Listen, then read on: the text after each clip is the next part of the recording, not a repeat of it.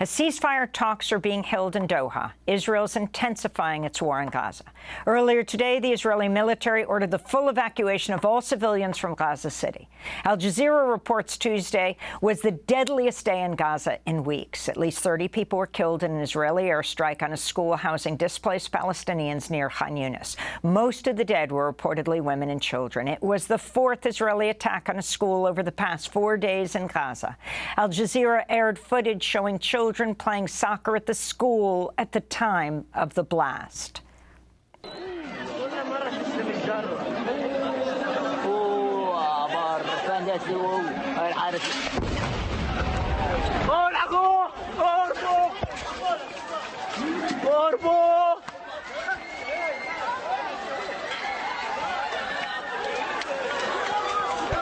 The Palestinian Ministry of Health in Gaza decried the attack as a, quote, heinous massacre against displaced citizens, unquote.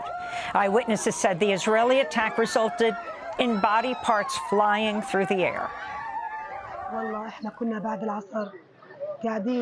We were sitting safely in the afternoon, somewhat settled. Suddenly, a missile was fired. I'm not sure what kind of missile, F-16 or not, Apache. The schools were overcrowded with people and the street was full too. Suddenly a missile hit and destroyed the whole place. There were bodies and body parts. Bodies flew. Body parts flew in the air. I don't know how to describe it. I can't. People sitting safely, selling goods, making a living to provide for their children. No one. I don't know what happened. Why would they hit us like that? We go now to Gaza, where we're joined by journalist Akram al-Satarri. He's joining us from outside the Al-Aqsa Hospital in Deir al-Balah in central Gaza. I know that there's a time delay, but Akram, if you can describe exactly what has happened and what's being described as the deadliest 24 hours in a number of weeks.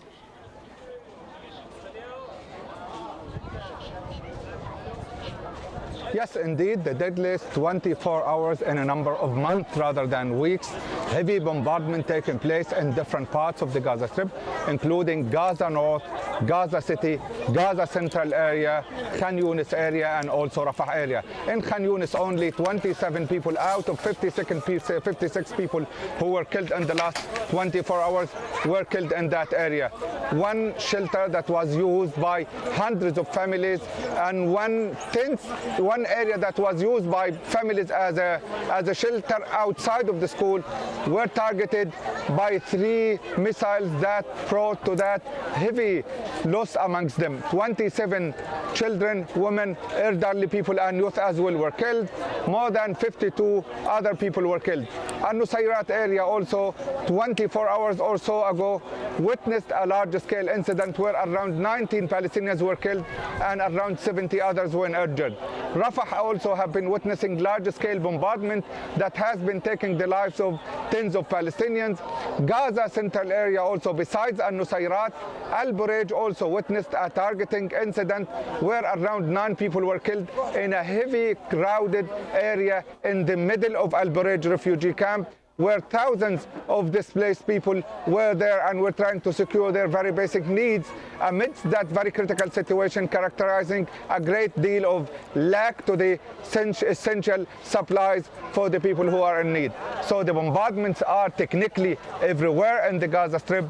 The people who are bearing the brunt of those bombardments are the Palestinian displaced people and the Palestinians from Khan Younis, Rafah, Gaza Central area, Gaza City and the north, who have been asked also to move from their areas. In Khan Younis area, around 250,000 Palestinians were asked to head from the eastern part of the city to the western side of the city.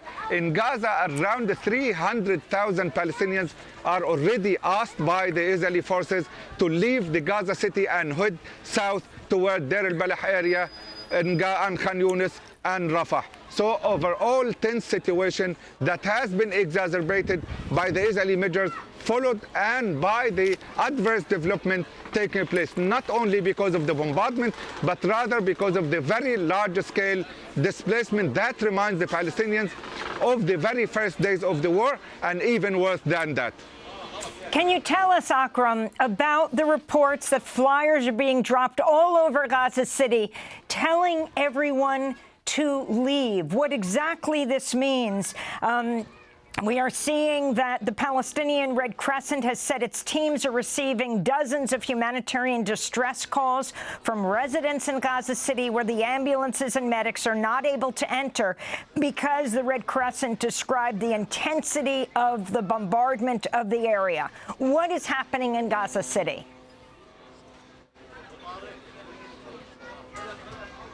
Yes, the intensity of the bombardment in that area, Gaza area, is coupled with the requests that were made by the Israeli forces asking around 400,000 Palestinians who are living in Gaza, including also the internally displaced people, to head south. And they were describing the route to head south, and they were saying that Salah ad-Din Street and also another al-Rashid Street area are the safe routes for the Palestinians to make it to the announced humanitarian shelters and routes as described by the Israeli occupation forces, while unfortunately there's no safe haven in Gaza, no one safe, no place safe according to the description that was made by the Commissioner General of the UN.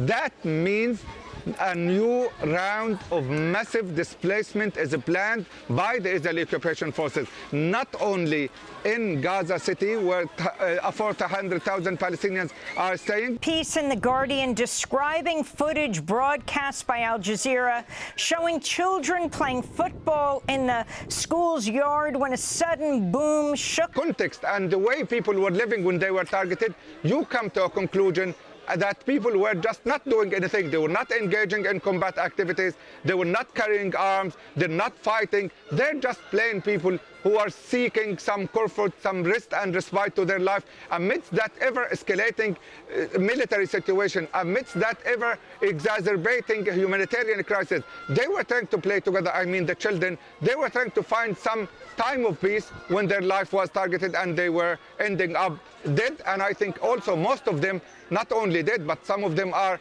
losing their limbs and end up like physically disabled, some of them losing their sight, which some of the people were reporting about. Some of the children who were injured were losing their eyes and losing their ability to sense things. So one of them lost their 4 limbs, a child, a baby boy who lost his 4 limbs.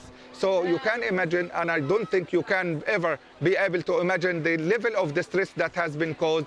People who have been communicating with the Palestinian Red Crescent Society are people who were trapped under the rubble of their homes. The story of Al-Hilu family that was targeted in Gaza City, and around 19 family people were killed, and the only survivor, who was 19 years old, was communicating with the Palestinian Red Crescent and was telling them that he cannot help his family and that his mother was killed and that she is on his lap and that his father is screaming from under the rubble and seeking help. And his brothers and sisters were also seeking help by screaming, and no one could help them because the Palestinian Red Crescent Society cannot go to those areas where some fighting is taking place.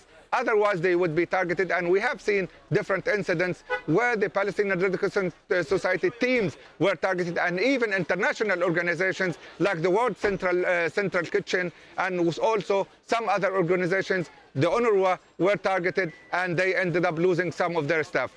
Yes, UNRWA, their headquarters were hit. UNRWA Commissioner General Philippe Lazzarini wrote today 4 schools hit in the last 4 days. Since the war began, 2/3 of UNRWA schools in Gaza have been hit. Some were bombed out, many severely damaged. Schools have gone from safe places of education and hope for children to overcrowded shelters and often ending up a place of death and misery. 9 months in, under our watch, the relentless, endless killings, destruction and despair continue.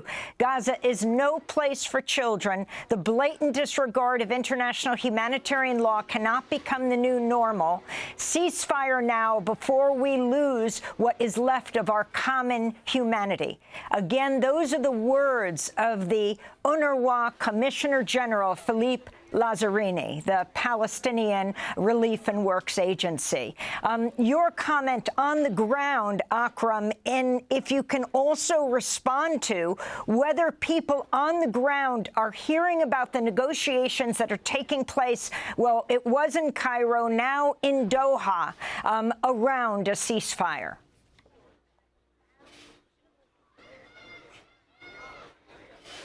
Landslide majority of the Palestinians are disconnected from the external world. They don't have internet, they don't have electrical supplies, they don't have access to any communication whatsoever. So unfortunately, most of them in the past were extremely interested. They were trying to go to the places where they have electrical supplies because due to having the PV panels, or where they have been following the news. But now people are extremely busy surviving. They have been linking any talk about the negotiation and any analysis about any breakthrough when it comes to negotiation and a swap deal with the major developments taking place on the ground. Like whenever they talk about negotiation, they understand that the Israeli government is going to start a large-scale military step where they would be targeting Gaza. And the very same thing practically is happening. They were talking about the negotiation in Doha and Cairo in the media, and then the day after, the Israeli occupation forces started that large-scale ground operation in Gaza, and now they're asking 400,000 Gazans to leave Gaza City and move to the south of Gaza, and they're asking 250,000 to move from the first half of Khan Younis to the other half of Khan Younis. So people are pessimistic about the intention of the Israeli government to do anything whatsoever that can eventually lead to a ceasefire, or to rest or respite or peace or comfort or safety or whatever things that have to do with the rest of humanitarian soul that has been haunted by the ongoing bombardment and loss and fear of imminent death.